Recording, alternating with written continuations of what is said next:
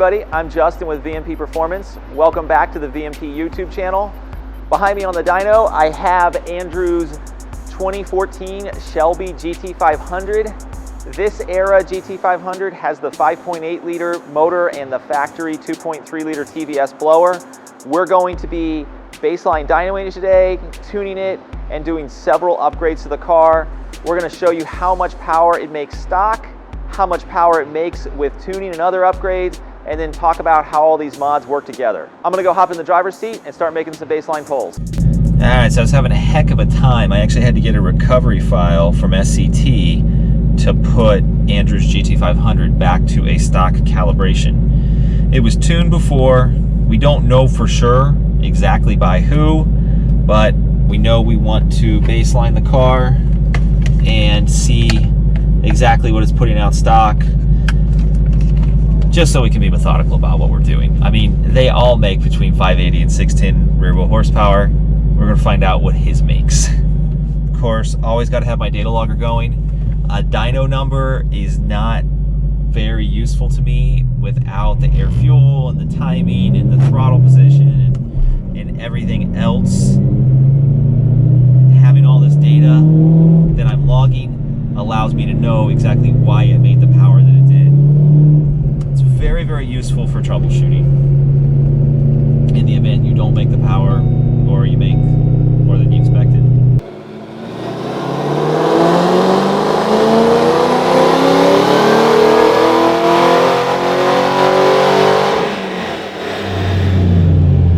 That didn't feel right.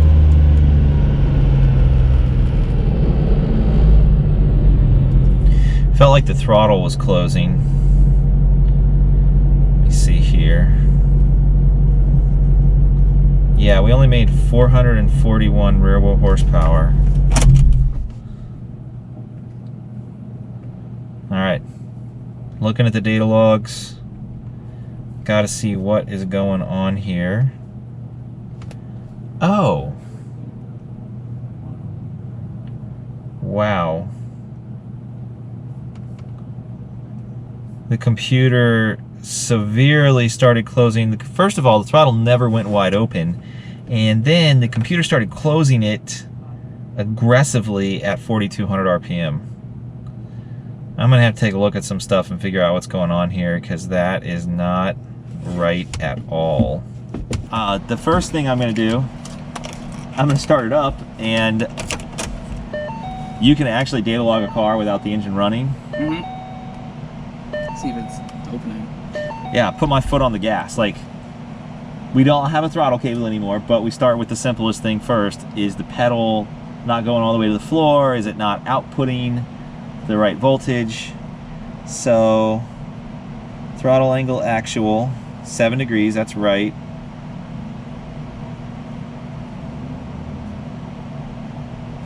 Okay, it goes wide open right here. Didn't I say it was going to make like 480 horsepower and then I would be worried? now I'm pissed because it's working here. Like, I thought my foot was to the floor.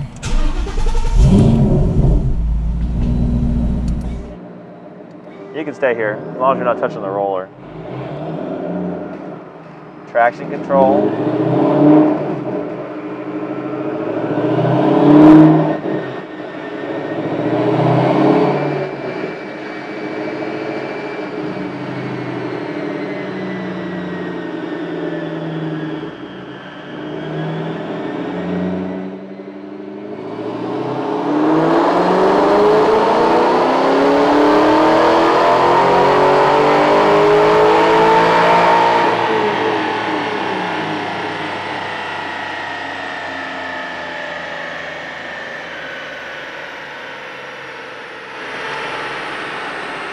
Alright, so I think I know why it didn't go wide open throttle the first pull. This ECU has so many nannies in it. I think Ford pretty much knew people were going to modify this car and they wanted to keep it under control as much as they could. So the coolant temp was too low to allow a wide open throttle. It was only 160 degrees. And additionally, even on the second run when we were at full operating temperature of 190, it still did not give us wide open throttle initially, and it actually closed the throttle just a little bit at high RPM because it was seeing the airflow it expected to see and didn't want to give you any more. Yeah, but we made 593? 593 rear wheel horsepower, 611 rear wheel torque, SAE. So your car's good. Okay, it's not. We gotta help. It's not a lemon. Yeah, and we're gonna clean this up a bunch. Oh yeah, it's a solid baseline. Yeah. So after all the issues we had dynoing the car stock and seeing how many nannies they put in this car from the factory, I'm gonna go ahead and load our VMP custom tune before we do any other modifications, just to see how the car performs and what the increases are. And besides the increases, I think the whole curve is gonna look a lot better without the computer intermittently shutting the throttle at high RPM and some of the other weird things it does. I've got my data logger going, got my dyno connected. I'm gonna fire it up and make a pull.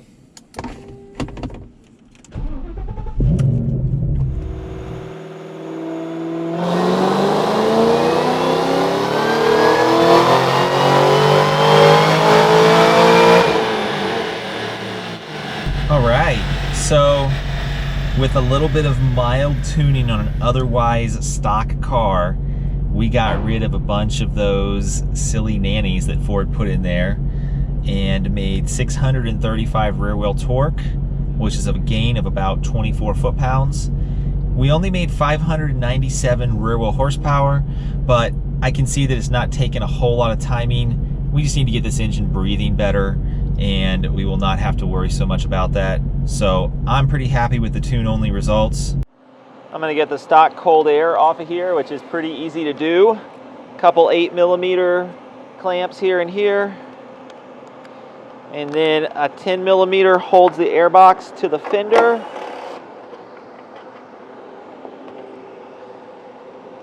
Make sure you unplug the mass air.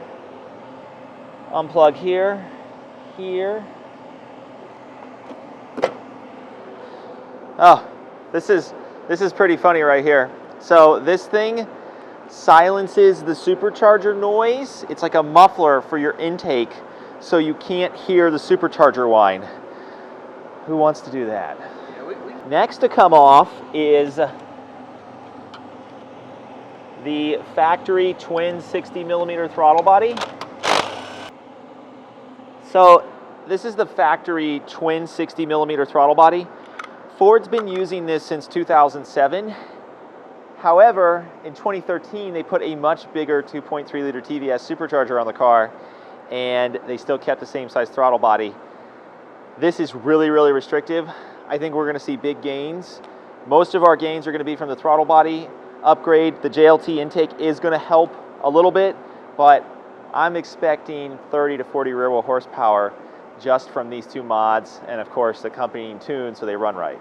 So this is the VMP Twinjet 67 on top, factory 60 on the bottom. You can see this is going to breathe a whole lot better. The way this is made, it is tapered into the bores to flow as much air as possible. This is basically the largest twin blade design that you can run on this factory elbow. We have bigger throttle bodies like the Twin 69, but the edges will be exposed under the throttle blade. So this is pretty much the limit until you go to a bigger supercharger or a bigger elbow. Outside of, well, when I say it's pretty much the limit, outside of moto blade style throttle bodies, which will sometimes make a couple more horsepower, but we know this is going to drive really well. The factory supercharger is O-ringed, so there's no special gaskets or anything required. If you are installing a throttle body on a VMP Gen 2R or Gen 3 blower, you will need to make sure you have the supplied gasket. Worst case, if you don't have one, maybe you bought your supercharger used and it wasn't included, you can always use RTV. All right, so we know we're going to end up needing to do plugs on this car when we swap the supercharger pulley. We're going to go ahead and swap them on both sides since the cold air is off and makes things a little bit easier. The mass air sensor does get reused. You have to take it out of the stock air box with a T20 bit, and JLT supplies new screws to install it on the side of their mass air tube.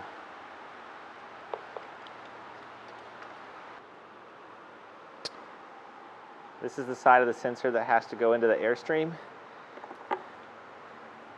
As you can see, when it's installed correctly, the bolt holes line up. If you flip it around, the bolt holes don't line up. Now, every once in a while, there's some tolerance in this slot right here, and somebody makes the mass air sensor bolt holes line up when the sensors go in the wrong direction. You can imagine the tuning problems that causes for us. JLT also supplies a little gasket. I will tell you, this has changed over time. This one's probably a little thinner, but if it ever comes into question, make sure you can tell your tuner whether or not you have the gasket in there. I'm going to go ahead and install it. Looks prettier that way. All right, so while we're doing this, let's talk about size. We put a twin 67mm VMP throttle body on the supercharger. This is a JLT 123mm cold air. This is basically going to give you enough airflow range for the mass air sensor and enough actual airflow for anywhere from 500-600 rear wheel horsepower up to 800-900 rear wheel horsepower. There are larger cold airs. I would not necessarily step up to them unless you had a really, really compelling need. You were going for 900 plus, you were cammed out, you were racing every weekend competitively and running times that set the internet on fire. So bigger's not always better. These are more consistent and easier to tune when they're smaller. We'll tune the big ones, but there's just not a great reason for them most of the time, and they cost more money. There's a little bit of an art to installing these cold airs. You want to get the coupler square on the throttle body, and you even want to get it clamped down first. I always tend to put my clamps right about here in this position. When I tighten them down, they suck down a little bit. Don't put them on top. It looks ugly, and on the plastic side, it tends to crush the cold air tube a little bit. I'm going to put the second clamp on a little bit loose with the same orientation, and then we're going to shove the JLT tube into it. The tube is going to go in basically till it bottoms out here, and you're going to you don't want the tube up straight like this. You're going to kind of fold it down. Reconnect your PCV line, reconnect your other line over here. Basically, we see enough problems with cold air installations that we want to make sure you're doing this right. Sometimes if you have a lot of engine movement or you don't have this on at a great angle to begin with, it'll actually pop off and cause a vacuum leak. And a lot of people won't notice it until, like, oh, my car's stalling out. And we get data logs from you that look like absolute garbage. And we say, this isn't a tuning issue. You need to go look at your car and figure out what's wrong with it. So just something to be aware of. When you're installing clamps, don't put them on the center. They're not going to provide any clamping force where they need to. Put them on the extreme edge of the silicone coupler. This is the right way to do it. And you can actually feel the edge of the plastic tube. You know it's in there, and it's going to make a good seal when we tighten down the clamp. I'm going to put the heat shield in next.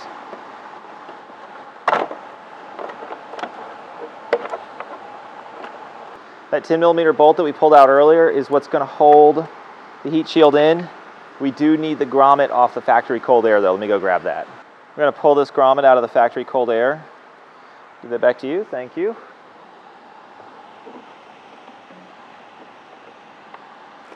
It's good to leave everything kind of loose until you get everything in here, and then tighten it all down at the very end.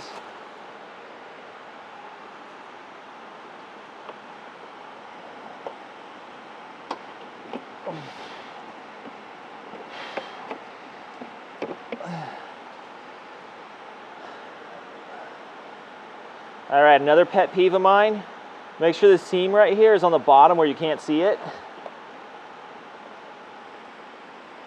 Andrew, I know you'll thank me later when you're hard parking.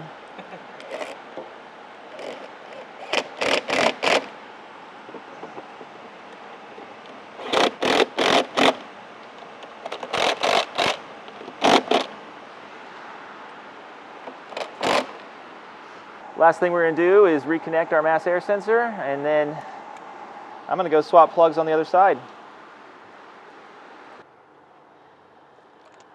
I got the plugs swapped on the passenger side of the car. It's very important when changing plugs that you take off the positive battery terminal.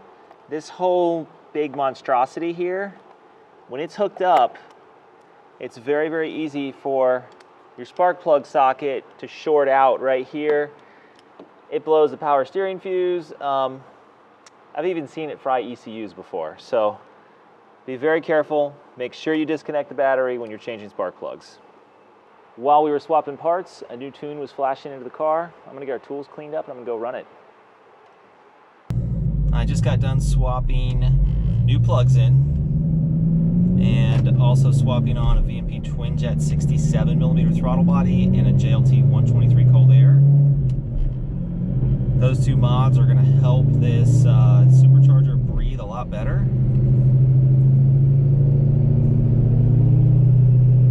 Make sure the clutch is warm before I run it again.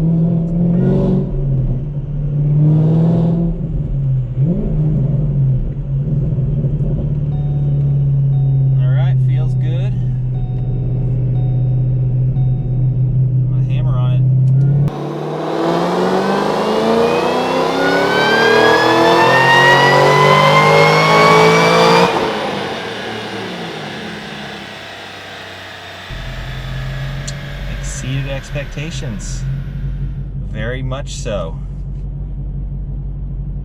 651 rear wheel horsepower, 647 rear wheel torque. I'm gonna go ahead and do another quick pull.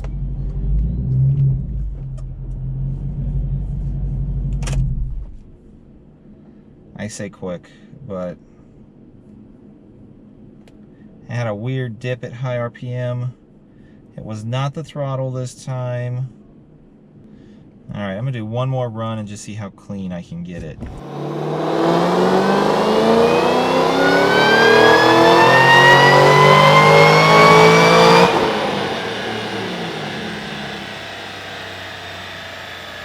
Ooh, backed it up. 647 rear wheel horsepower and an identical 647 rear wheel torque. You can't beat that on back-to-back pulls. First time we made 651, I wanted to check some things, so we made another one back-to-back with the same mods. We made 647. That's beautiful. Andrew's gonna be excited. I'm gonna hop out and go swap the supercharger pulley. We're gonna go from a factory 263 to a VMP stock look 2.4. It's gonna add about 2 pounds of boost, and that is going to get us ever so slightly closer to that 700 rear wheel horsepower number that Andrew wants to see out of the car today. I don't know if we're going to get there, but we're going to come darn close.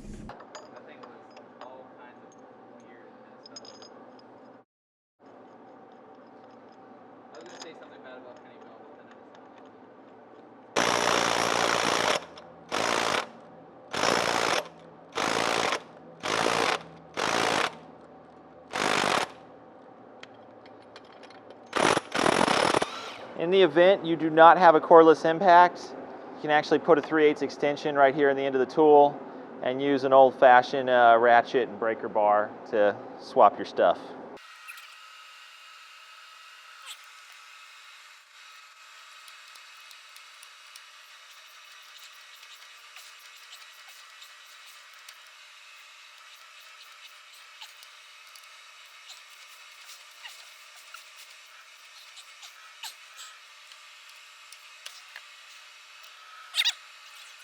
Last thing we got to do is swap the factory 75mm idler for the VMP 90 to take up the slack in the belt, since the supercharger pulley is now smaller.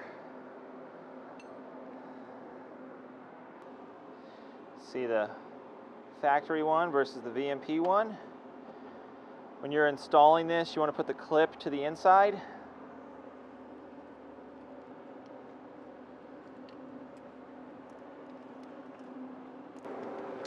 Supercharger belt's back on.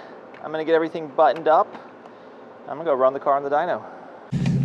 All right, it is a new day on the dyno. We had to call it quits last night because it just got too late. We're all kind of beat.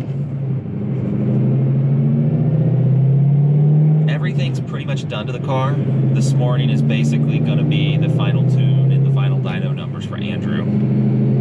So I got everything warmed up, and I'm going to make a pull.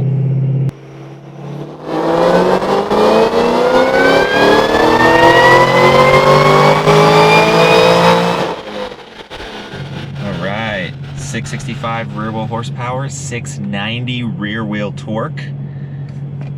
Everything we've been doing is paying off majorly in the torque department. I'm going to talk to Andrew and see how he feels about the horsepower number.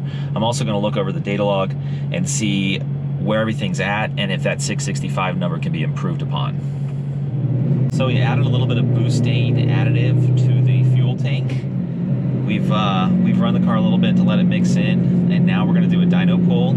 I have adjusted the tune accordingly to run a little bit more timing and take advantage of the extra octane butane provides. We're hoping this is going to get Andrew closer to his 700 rear wheel horsepower number.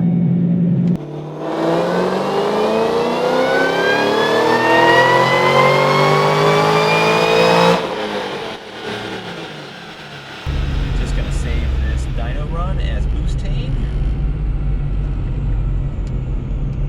Trivia question for the comments: is butane spelled with one T or two? Post in the comments and let us know what you find.